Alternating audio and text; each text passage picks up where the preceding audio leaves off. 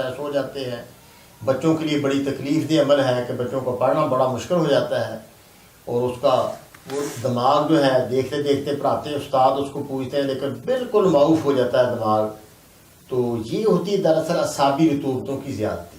تو ایسے میں بے حد آسان چیز ہے کہ آپ حریر کا مربع لے لیں، بچوں کو ایک دانہ صبح ایک رات دے دیں، قبض بھی اس کی ختم ہو جائے گی، دماغ بھی اپنی صحیح جگہ پر آ جائے گا.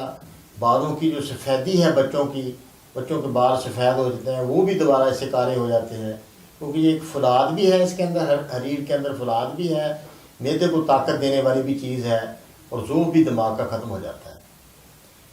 یہ آپ 1 مہینہ کرا دیں انشاءاللہ. وزن بھی جو ایسے بچوں کا رطوبت کی زیادتی سے وزن بھی بڑھتا ہے، وزن بھی مناسب ہو جائے گا، اور سارے اپنے دماغ اس کی جگہ پر آ جائے گا، وہ ٹھیک ہو جائے گا، دماغ ذوف وغیرہ نسیان ختم ہوگا.